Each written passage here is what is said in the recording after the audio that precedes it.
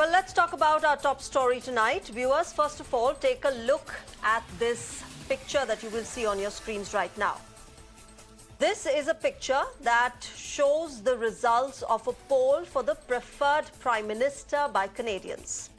Justin Trudeau's opponent, Peter Poilievre, has 40% Canadians saying he is the best choice to be the Prime Minister, while Justin Trudeau himself lags behind at 31%, which, by the way, is his all-time low number and has been static for the past 1 year.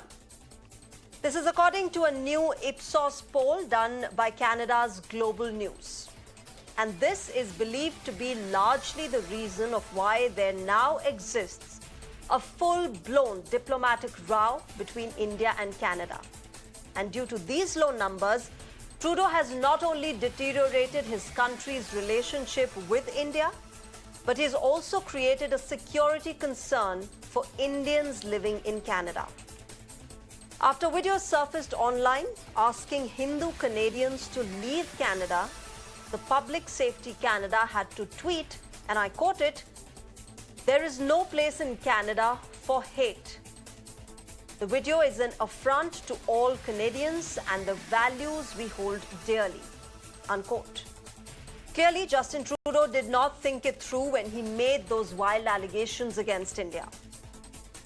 Now, as we speak, about 3 lakh Indian students are studying in Canada. That's about 40% of the total international students in that country, in Canada.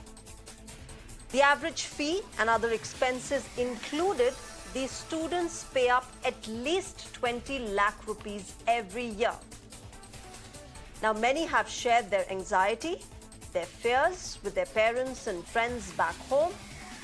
And students here who were planning to go and study in Canada are now equally worried about their future. How will this situation pan out? What are the students feeling there in Canada, the Indian students who've gone there? And how do we see this tussle now moving forward? I asked these questions to my guest tonight. I'm joined by Abhinandan Pathak, who is a student in Canada. He is, in fact, pursuing post-graduation in HR and business management, and he joins us from Brampton, Ontario.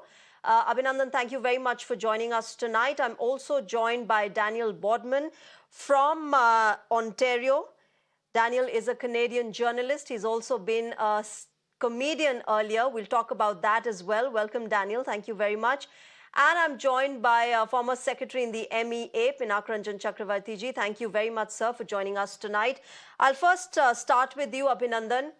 You know, these are times of worry. These are anxious times for all of you who are studying in Canada. You're away from your families and you're caught in a tussle, in a row between India and Canada, which you have nothing to do with. But it has a lot of political and diplomatic connotations. First of all, tell us, how have you and your friends in Canada been really feeling all this while since this diplomatic row started? So since this all started, so suddenly we received a lot of calls from our family and friends from India. And we also received a notification from government regarding the safety and everything. So far as I can say that when we go out and everything, the environment seems to be calm, but we don't know the internal matter what's going over here. So apart from that, it's been a tense time. So receiving a lot of calls regarding safety and everything. So we are definitely taking the precautions. Abhinandan, there are also reports of some sort of, videos surfacing online against the Hindu Canadians and the kind of threats that are coming in. Have you also experienced something like that, or, one of your friends experienced that or went through that? Not so far. So we have a lot of Sikh friends here as well, and they are very friendly. And so far, it's been almost a year since I have been here, and we haven't faced any sort of backlash on any sort of disturbance regarding this case. Okay, okay, that's good to hear. That's quite a relief. Abhinandan, have you been able to talk to your parents here? What are they feeling? I'm sure a lot of parents of children like you who are studying in Canada will be worried right now as to, whatever is going on between the two countries. Definitely. I just spoke to my friend just a few hours earlier only. So definitely they're tensed, and a lot of my friends' parents are also calling me and asking about the situation almost daily. So everyone have been tensed from a long time since the news came out. And yeah, so in future we are planning if something escalates, so definitely we'll be going back to India. Hmm. Okay, okay. Stay with us, Abhinandan. Let me go across to my other guests. Daniel, you're somebody who's in the middle of all of this, and you've been very vocal about it on social media as well. Since the start of this row, we've been talking about how Trudeau has done it largely to cater to his domestic audiences, to his domestic vote bank, and to his ally, the party of, Jagmeet Dhariwal. All of that taken into consideration, has it helped him at all? What is the perception of the average Canadian citizen? What are the Canadians feeling about this whole row? Yeah, that's a very good question, and the response of many Canadians, unfortunately, in the modern times, will depend on what political camp you're in right now. So you have we'll say Canadian mainstream media is very very very friendly to the Liberal Party. So the articles being put out by the majority of Canadian media is the government line, the infamous CBC article, Toronto Star. So if you're reading that, you're not really understanding. You think that Harjit Singh Najjar was just a human rights activist, a Sikh political leader. They're not showing you the Interpol red notice. They're not showing you the video of him with AK-47s. So you have that fragment of society, which sort of, oh no, foreign interference. We got to stop that.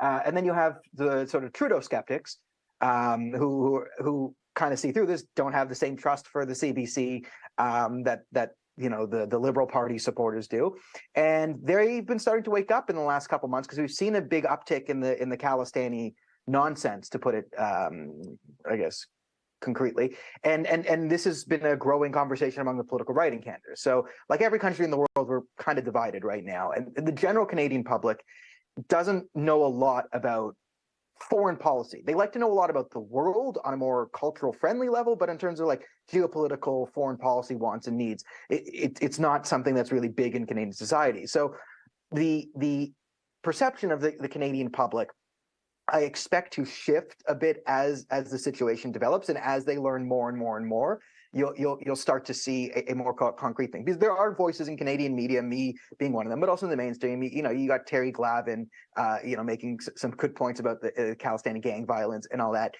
So Canada's going to be a bit slow, I think, to come to a realization here. And the one final thing I'll say about vote bank politics, I don't think that's a very good explanation here.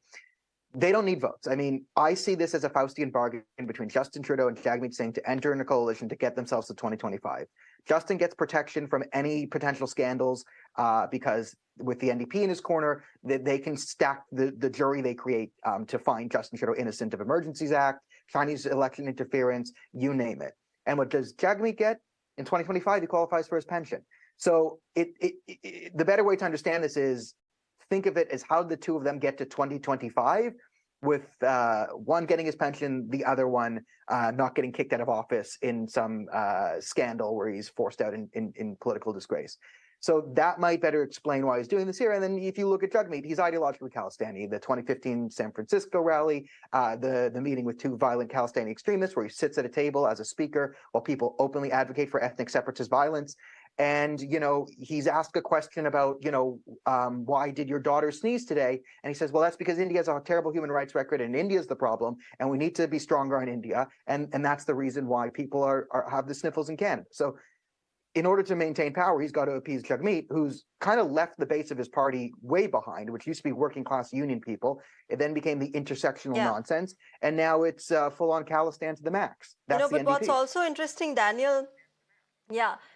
What's also interesting, Daniel, is the fact that he talks about how, there is a threat to freedom of expression and human rights in India. But then, as you also would have seen on social media, he gets his son to the G20, to a country where he has claimed that there is a threat to human rights and to freedom of expression. So that clearly, reflects the kind of mess perhaps that Justin Trudeau has created out of this whole situation.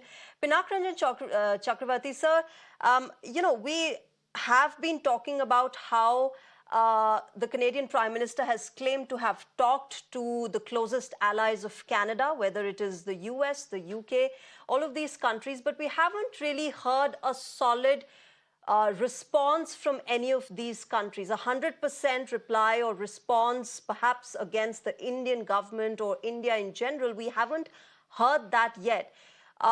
Is nobody buying Trudeau's narrative? Well, I think what has happened is that the other allies, the so-called allies in the Five Eyes intelligence network, are basically skeptical. And I don't think they may have had something, but then they are not sure whether it's foolproof. If it was foolproof, what is preventing Trudeau to put it out in the public domain? And so that is a big if, as to what they have. And you can see from the leaks and the media interaction that he's going round and round repeating that good old, moral phraseology that we all use about human rights and international order and the rules-based international order, etc., etc. I have always wondered whether Trudeau has ever said anything about the extrajudicial killings conducted by the United States. I would love to know whether he has ever said anything. So the question is that they claim exceptionalism for themselves, that they can do these things, but other countries can't. I'm not saying India has done it. Please don't misunderstand. India has rejected it. India has said that this is all, falsehood. And India has said, okay, if you are so keen, put out the evidence. No evidence has been put out. And you can see from Trudeau's, dodgy kind of replies to questions that I don't know what is the game plan here. Yeah. We are friendly countries. Yeah. We were supposed to be friendly countries. From credible allegations to credible reasons to believe. The new statement is we have credible reasons to believe. But what is the credible reason? Please let us know. They want us to cooperate. If they want India to cooperate, which is what everybody is saying, India should cooperate, the US has said it, etc. So let us know, how do we cooperate? Where do we cooperate? So I think this is just a dodgy kind of ploy that Trudeau has adopted for various reasons. I mean, after all, his election, the issue is there. The Liberal Party is not very happy with him, and he is dependent on the support of the Khalistanis. And the gang war between the Khalistanis continues.